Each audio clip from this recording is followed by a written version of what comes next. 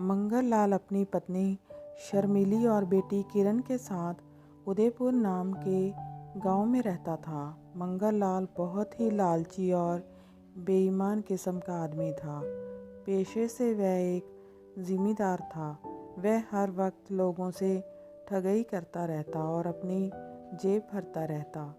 पैसों से उसे इतना मोह था कि वह उन्हें खर्च करने से पहले 100 बार सोचता।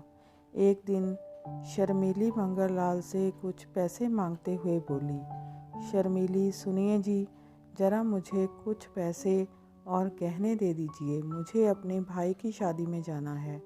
मंगल लाल कहता है, क्या तुम हर वक्त मेरे पैसे उड़ाने में लगी रहती हो और तुम्हें पैसे किस लिए चाहिए?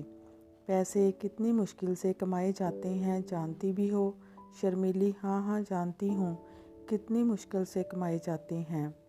मन ही मन कहती है, लोगों से लूटते जो रहते हो, पर मुझे कुछ पैसे दे दीजिए ना मंगल लाल, मेरे पास कोई पैसे वैसे नहीं हैं और तुम मत जाओ किसी शादी वादी में। शर्मिली के काफ़ी मांगने पर भी मंगल लाल उसे पैसे नहीं देता है और शादी में जाने को भी मना कर देता है। इसके बाद मंगल लाल घर से बाहर ठगी करने के लिए निकल जाता है। उसके साथ हमेशा एक तोता रहता था जो उसके कंधे पर बैठा रहता था। मंगल लाल, अरे इस तोते के खर्चे बहुत बढ़ गए हैं, दिन भर बस खाता ही रहता है, किसी काम का नहीं। चलो अभी इसे कुछ काम पर लगाता हूँ। इतने में उसे सामने से बिरजू डाकिया बैंक से पैसे लाते हुए दिखाई देता है। मंगल लाल उसे अपने ठगी के जाल में फांसने के लिए ज़ोर से बोलता है, मंगल लाल तोते, जा और बस स्टैंड पर बस वाले से कहना कि मैं थोड़ी ही देर में वहाँ पहुँच रहा हूँ, तब तक बस को रोके रखना। मंगल लाल के ऐसा कहने पर तोता तुरंत बस स्टैंड की तरफ उड़ जाता है। ये देखकर बिरजू डाकिया को लगता है कि सच में ये तोता अपने मालिक की बात मान रहा है। बिरजू डाकिया, वाह भाई साहब, क्या यह तोता आपकी बात सच में मानता है? मंगल लाल, हाँ ये मेरा दुलारा और आज्ञाकारी तोता है। बिरजू डाकिया मन ही मन सोचता है, ये तो मेरे बहुत ही काम का है, वैसे भी मैं दिन भर साइकिल चलाते चलाते थक जाता हूँ, ये मेरा काम बहुत ही आसान कर देगा। मंगल लाल, अब आप क्या सोच रहे हैं? देखो, इस तोते को खरीदने के बारे में सोचना भी मत, क्योंकि ये मेरा आज्ञाकारी तोता है और मैं इसे नहीं बेचूंगा। बिरजू डाकिया, अरे भाई साहब, यह तोता मुझे दे दीजिए, मैं इसके अच्छे दाम आपको दे दूंगा। मंगल लाल साफ मना कर देता है। इससे बिरजू डाकिया को और भी यकीन हो जाता है कि यह एक आज्ञाकारी और होनहार तोता है, तभी तो मंगल लाल उसे नहीं देना चाहता। बिरजू डाकिया को तोते की काबिलियत काफ़ी पसंद आई और वह उसे हर कीमत में लेना चाहता था, इसलिए उसने इस बार तोते की कीमत को बढ़ाकर कहा, बिरजू डाकिया, भाई साहब ये तोता मुझे दे दीजिए, मैं आपको इसके 200 रुपये दे दूंगा। मंगल लाल, क्या 200? नहीं नहीं, मैं इस चतुर तोते को इतने कम दाम में तो बिल्कुल भी नहीं दे सकता। बिरजू डाकिया, अरे भाई साहब ऐसा न कहो, अच्छा ठीक है, आप ही बताओ कि आप इसे कितने में बेचना चाहते हो? मंगल लाल, कम से कम 1000 रुपये, हालांकि यह भी कम ही हैं, लेकिन मैं 1000 में ये तोता तुम्हें दे सकता हूँ। इतने में तोता वापस आ जाता है और मंगल लाल के कंधे पर बैठ जाता है। मंगल लाल के 1000 रुपये मांगने पर बिरजू डाकिया थोड़ी देर तक सोचता है, लेकिन तोते की काबिलियत से बिरजू डाकिया बहुत प्रभावित हो चुका था, इसलिए वह कहता है, अच्छा अच्छा ठीक है भाई साहब, मैं आपको इसके 1000 रुपये दे सकता हूँ, लेकिन क्या ये तोता मेरी बात मानेगा? मंगल लाल, हाँ हाँ ज़रूर, अब तक ये मेरी बात मान रहा था, लेकिन अब तुम इसके मालिक हो, मैं इसके कान में यह बात कह देता हूँ, इसके बाद यह तुम्हारी ही बात मानेगा, मेरी नहीं। मंगल लाल एक ठग था, इसलिए वह दिखावा करते हुए तोते के कान में हल्की सी फुसफुसाहट करने लगता है। इसके बाद बिरजू डाकिया उस तोते को कंधे पर बिठाकर वहाँ से जाने लगता है। अगले दिन सुबह के समय बिरजू डाकिया उस तोते को एक खत देता है और उसे सही जगह पहुँचाने को कहता है। तोता खत को लेकर उड़ तो जाता है लेकिन शाम तक वापस नहीं आता है। सुबह से शाम तक बिरजू डाकिया उसका इंतज़ार करता रहता है और अंत में बहुत क्रोधित होता है। बिरजू डाकिया लगता है उस आदमी ने मुझे ठग लिया। रुको, मैं अभी उसके पास जाता हूँ, फिर मैं उसे बताऊँगा। इस बार फिर मंगतलाल उसी रास्ते से किसी दूसरे को ठगने के लिए जाता है। तभी उसे वह बिरजू डाकिया मिलता है। बिरजू डाकिया, क्यों भाई, तुमने मुझे ठग लिया है ना? तुमने जो तोता मुझे दिया था, मैंने उसे खत भेजने को कहा था, लेकिन वह अभी तक लौटा ही नहीं। मंगतलाल, तुम क्या पागलों जैसी बातें कर रहे हो? मैंने तो तुमको अपना तोता दे ही दिया, तो फिर भला मैं तुम्हें कैसे ठग सकता हूँ? बिरजू डाकिया, अच्छा, तो वह तोता फिर वापस आया क्यों नहीं? मंगतलाल, तुमने उस तोते को जहाँ खत भेजने को कहा था वह जगह उसे दिखाई थी या नहीं? बिरजू डाकिया, नहीं नहीं, मैंने तो ऐसा नहीं किया था। मंगतलाल, तो फिर वह वापस कैसे आएगा? अरे अरे, तुमने तो मेरा तोता ही गुमा दिया। मेरा प्यारा तोता, पता नहीं इस समय वह कहाँ होगा। मंगतलाल के इन उदासी भरे शब्दों को सुनकर बिरजू डाकिया उसे निर्दोष समझता है और वहाँ से मुंह लटकाए हुए वापस चला जाता है। मंगतलाल अपनी इस ठगई और चतुराई पर बहुत खुश होता है। अगले दिन हरिया एक नौकरी की तलाश में इधर उधर भटक रहा होता है। तभी मंगतलाल साधु का वेश बनाए उसी रास्ते से गुजरता है। मंगतलाल हरिया से कहता है, बेटा, मैं तुम्हारी परेशानी जानता हूँ। तुम नौकरी की तलाश कर रहे हो ना? हरिया मन में, अरे ये बाबा तो अंतर्यामी है, बिना कुछ कहे ही इन्होंने मेरी परेशानी का पता लगा लिया। मंगतलाल, तुम परेशान मत हो। अगर तुम मेरी एक बात मानो तो तुम्हारी समस्या हमेशा हमेशा के लिए ख़त्म हो सकती है।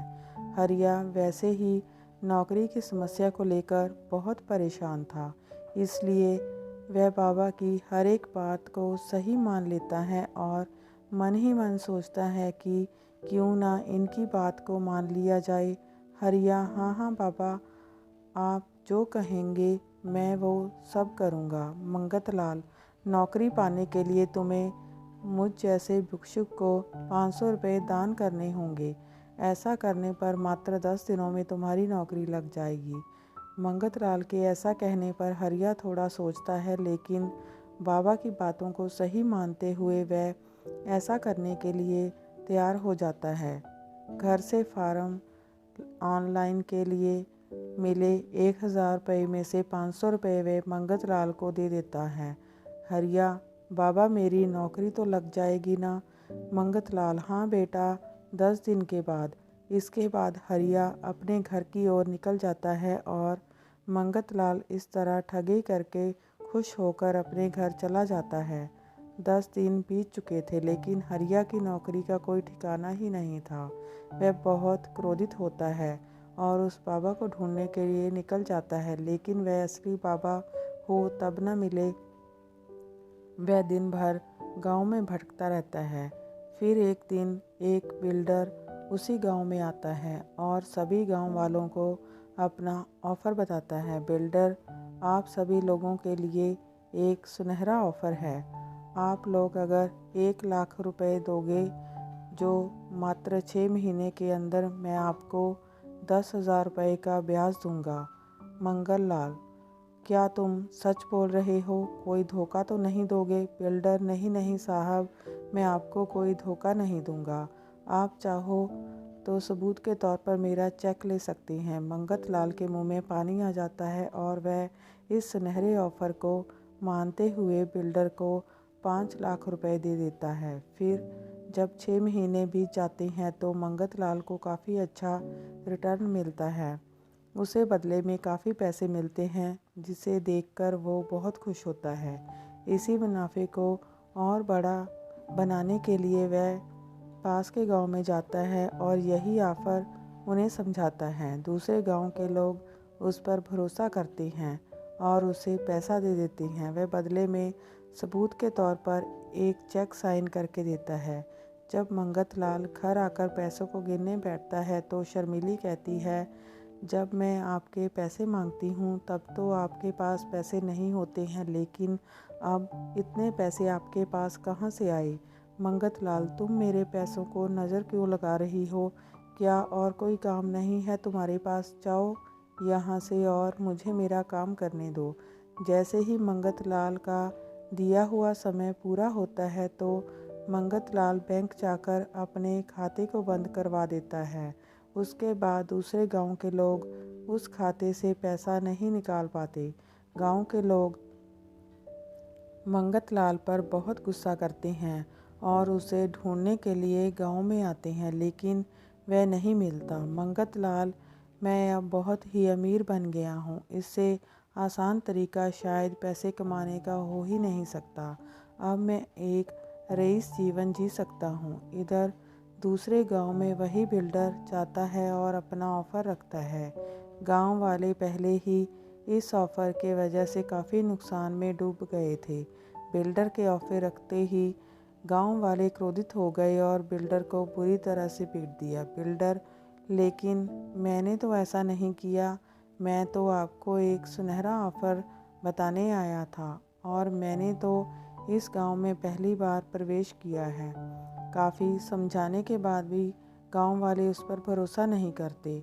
बिल्डर को समझ आ चुका था कि उसके इस सुनहरे ऑफ़र का कोई गलत इस्तेमाल कर रहा है और इन गांव वालों को ठग रहा है। बिल्डर, मैं एक काम करता हूँ, मैं वापस उसी गांव में जाता हूँ और फिर से यही ऑफ़र रखता हूँ और इस बार मैं उल्टा उसे ही ठग लूँगा। बिल्डर अपनी कार लेकर वापस उदयपुर में जाता है तो उसे सामने से मंगत लाल आता हुआ दिखाई देता है, जिसके हाथों में एक लोन का चेक होता है। बिल्डर, अच्छा, तो ये वही आदमी है जो इस सुनहरे ऑफ़र का गलत इस्तेमाल कर रहा है। बिल्डर, रुकिए सर, इस बार हम आपके लिए एक और नया ऑफ़र लेकर आए हैं। मंगत लाल, हाँ बताइए, क्या है नया ऑफ़र? बिल्डर, इस बार हम केवल 1 महीने में आपको 20,000 रुपये ब्याज देंगे। मंगत लाल मन में, ये तो बहुत ही बम्पर ऑफ़र है। चलो, मैं अपनी ज़मीन और बचे हुए सभी पैसे एक साथ लगा देता हूँ। इसके बाद मैं बहुत ही अमीर हो जाऊँगा और अपनी बेटी की बहुत अच्छे से शादी करूँगा। ये सोचते हुए वह अपने घर की तरफ जाता है और ज़मीन के सारे कागज़ और पैसे लेकर बिल्डर के पास आता है।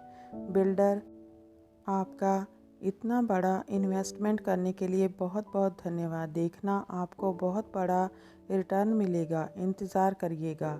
इसके बाद बिल्डर एक चेक साइन करता है और उसे मंगत लाल को दे देता है। बिल्डर अपनी कार लेकर चला जाता है और सीधा बैंक जाकर अपने उस खाते को बंद करा देता है। इधर समय पूरा हो जाता है और मंगत लाल अपने घर में बैठकर खूब सारे पैसे आने का इंतज़ार कर रहा होता है।